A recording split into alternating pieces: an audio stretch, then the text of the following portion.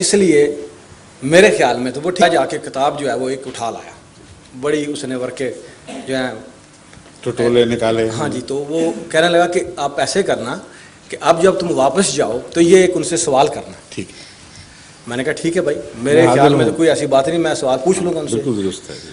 تو وہ میں نے خود وہ جو ہے وہ کتاب تو مجھے یاد نہیں کیونکہ مگر رات کا جو کافی بھی وقت آپ ہو نے گیا تھا. پڑھا ہے اس میں مجھے یاد آ جائے گا. ہاں جی، تو اس میں وہ یہ لکھا ہوا تھا جی. کہ مرزا صاحب کی وہ کہہ رہے تھے کتاب تھی، کافی موٹی کتاب تھی، تو اس میں یہ لکھا ہوا تھا کہ میں جو ہے مجھے اللہ تعالیٰ نے مریم بنایا اور میں اپنے ہی پیٹ سے پیدا ہوا.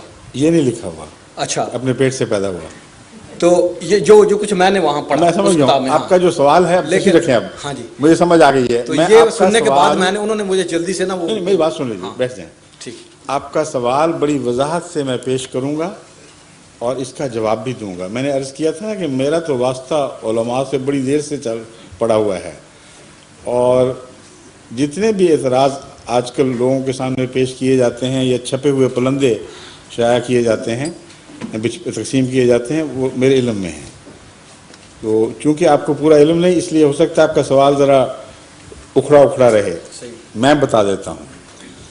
حضرت مسیح موعود علیہ الصلوۃ والسلام نے یہ لکھا ہے کہ ایک ایسا دور تھا جب مجھ پر مریمی کیفیت طاری تھی، اور وہ بہت ہی تکلیف کا دور تھا. جیسے بچہ پیدا ہونے سے پہلے عورت کو تکلیف ہوتی ہے جس میں سے ایک نیا وجود بننے والا ہو، وہی میری کیفیت تھی، مگر عام عورت کی کیفیت نہیں تھی بلکہ مریم کی کیفیت تھی. اور جیسا مریم کے پیٹ سے عیسیٰ نے وجود پکڑا اور وہ ظاہر ہوا، اسی طرح میری اس تکلیف کی حالت کے بعد مجھے اللہ تعالیٰ نے مسیح کے مقام پر فائز فرمایا، اور یہ گویا روحانی بچہ میری مریمی کیفیت کا نتیجہ ہے. یہ ہے اصل عبارت. اب میں اس کی تشریح بتاتا ہوں. قرآن کریم میں اللہ تعالیٰ فرماتا ہے کہ مومن کی مثال یا تو آسیہ فرعون کی بیوی سی ہے یا مریم کی سی ہے. یہ دو ہی مثالیں ہیں، تیسری کو مثال نہیں دی، اور دونوں عورتوں کی مثالیں ہیں. اور مریم کی مثال دینے کے بعد فرمایا کہ مریم جس نے اپنی عصمت کی حفاظت کی اور اس میں کوئی ذاتی تمنا پیدا نہیں ہوئی کچھ کرنے کی، کچھ حاصل کرنے کی، ہم نے اس میں روح پھونکی اور پھر اس میں سے وہ روحانی بیٹا پیدا ہوا. اس مضمون کا ذکر ایک اور جگہ بھی ملتا ہے، لیکن ایک فرق کے ساتھ. وہاں اللہ تعالیٰ فرماتا ہے وَنَفَخْتُ فِيهَا مِن رُوحِنَا، ہم نے اس مریم یعنی عورت میں اپنی روح پھونکی. یہاں مرد میں روح پھونکنے کا ذکر ہے. فَنَفَخْنَا فِيهِ مِن رُوحِنَا. مومن کی مثال دینے کے بعد، مریم کی پاکیزگی کا ذکر کرنے کے بعد، جب عیسیٰ کی پیدائش کا ذکر فرماتا ہے تو پہلے طرز بیان سے ہٹ جاتا ہے. جہاں خالص مریم کا ذکر ہے اور مومن کی مثال نہیں، وہاں فرمایا ہے ہم نے اس عورت میں اپنی روح پھونکی. یہاں فرماتا ہے ہم نے اس مرد میں روح پھونکی. تو سوال یہ پیدا ہوتا ہے کہ مومن کیسے مریم ہو سکتا ہے اگر مریمی حالت اس پر طاری کبھی نہ ہو.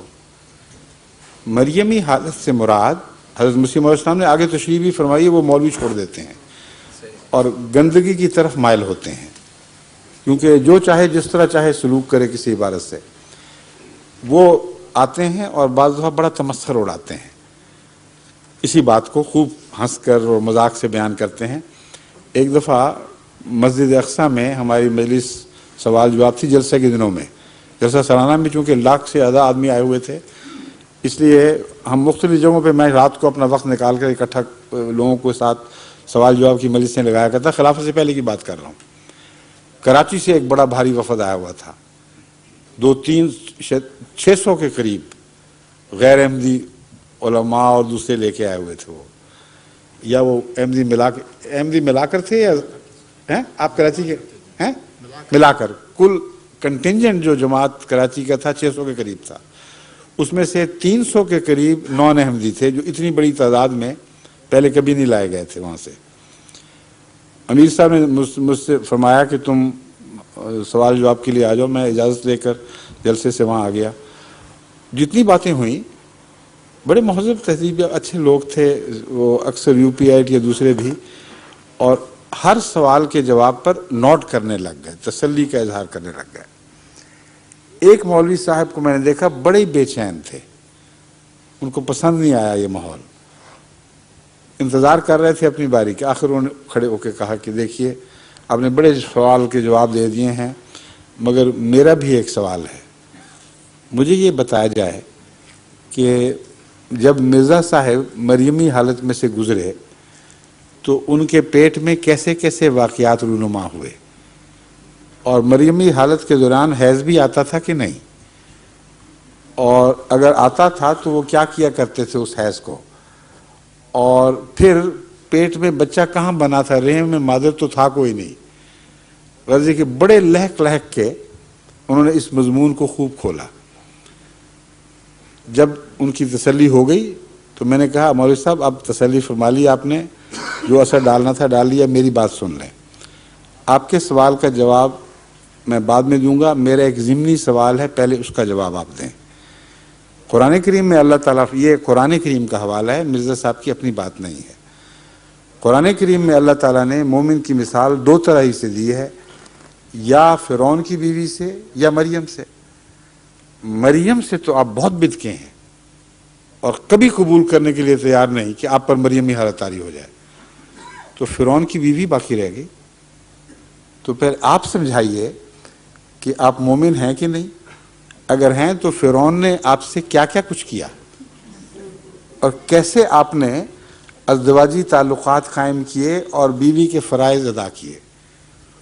ایسا اس پر وہ بے چین ہوئے ہیں اور تڑپے ہیں مولوی صاحب, کی کیا کہہ رہے ہو. میں نے کہا آپ حضرت مرزا صاحب کے متعلق جو ہم سب کے مطاع ہیں, قرآن کریم کی آیت کو نظر انداز کر کے پھپتیاں کس رہے ہیں. میں قرآن ہی کے حوالے سے آپ کو مجبور کر رہا ہوں, اب یہ کچھ مذاق کی بات نہیں ہے. اگر ظاہری معنی آپ نے لینے ہیں جس پر اصرار ہے, تو فرعون والے مریم آسیہ فرعون کی بیوی والا حوالے سے بھی آپ کو بھاگنے کی کوئی گنجائش نہیں رہی. مومن ہیں کہ نہیں, مومن کی دو ہی مثالیں ہیں. مریم نہیں بن سکتے تو فرعون کی بیوی بننا پڑے گا, اور اگر مریم پہ لفظی اطلاق کریں گے آپ حالات کا, تو فرعون کی بیوی کے اوپر بھی لفظی اطلاق ہوگا. اب بھاگ کے دکھائیں. وہ ساری مجلس جو پہلے خوب چسکے لے کے سن رہی تھی, وہ مولوی صاحب پہ الٹ پڑی اور وہ ہنسی مذاق شروع. میں نے کہا روک ٹھہر جائیں آپ. اب میں آپ کو مطلب بتاتا ہوں. دو ہی قسم کے مومن ہیں جن کی اللہ محمد رسول اللہ علیہ وسلم کے غلاموں سے توقع رکھتا ہے. ایک وہ مومن جن کے خلاف دنیا کے ذرائع استبداد ہر طرح سے ان کو تنگ کرتے ہیں, ان کا جینا حرام کر دیتے ہیں. اللہ تعالیٰ فرماتا ہے کہ میرے بندے مومن جو محمد رسول اللہ علیہ وسلم کے غلام ہیں, ان کو کم سے کم فرعون کی بیوی کا نمونہ تو دکھانا چاہیے. وہ ایک ایسے جابر بادشاہ کے تابع تھی جو خطرناک دشمن تھا موسیٰ کا, اور وہ بیوی اسی موسیٰ پر ایمان لے آئی جو گھر میں پلا تھا, اور فرعون کے استبداد کی اس نے کچھ پرواہ نہیں کی.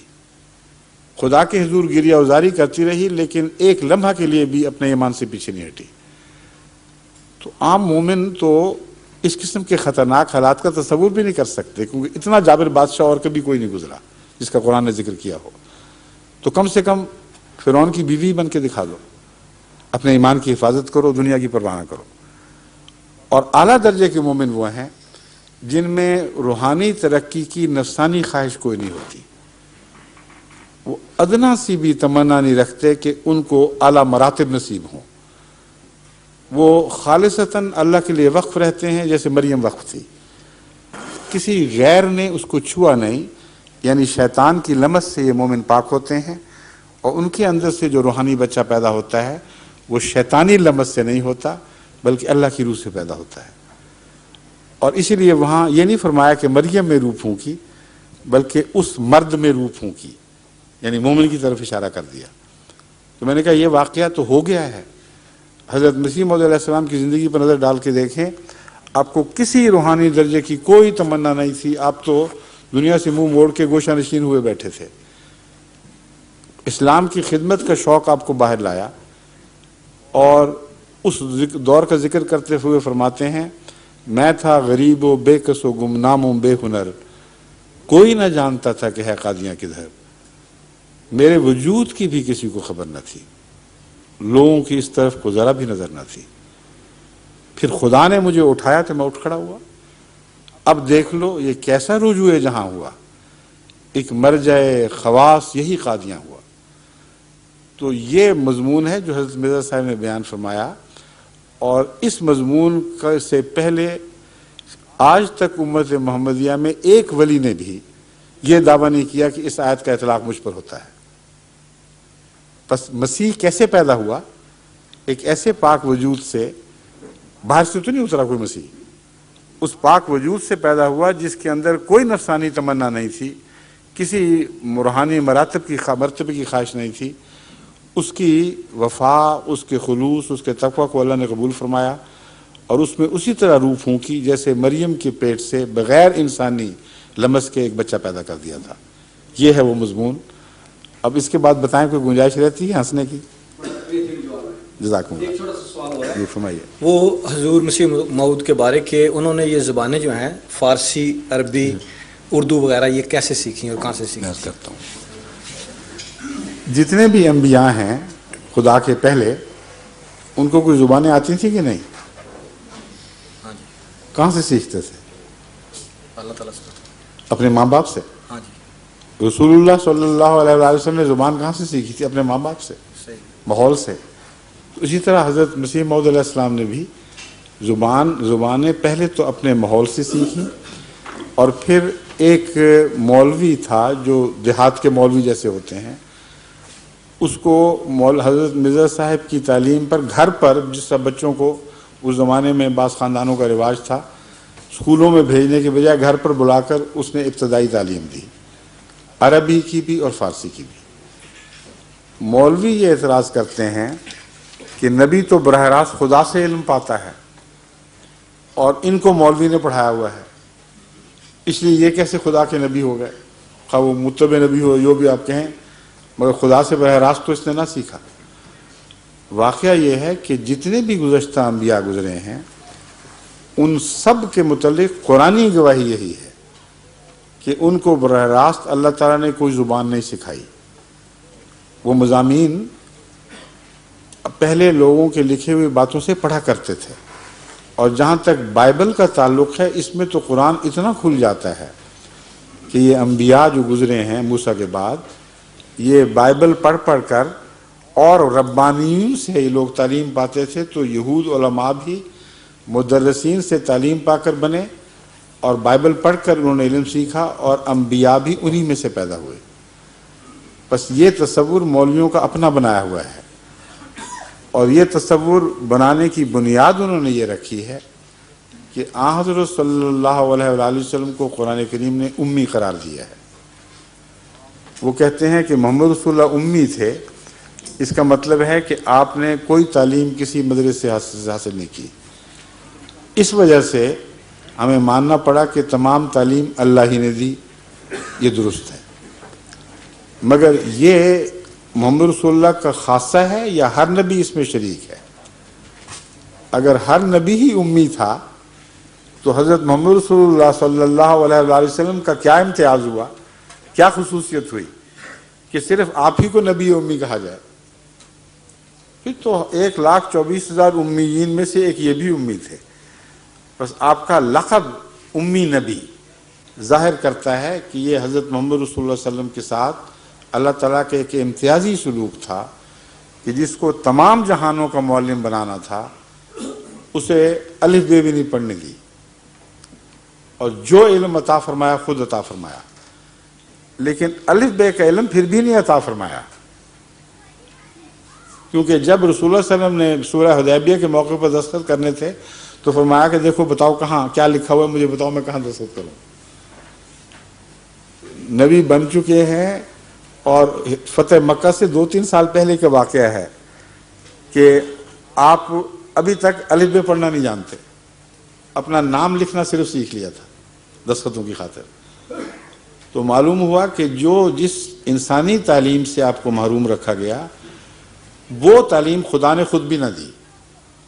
محروم اس لیے رکھا گیا تاکہ کوئی یہ نہ کہے کہ پڑھ لکھ کر اس نے دوسری الہی کتب کی نقل ماری اور علم بائبل سے حاصل کیا یا دوسرے صحیفوں سے حاصل کیا.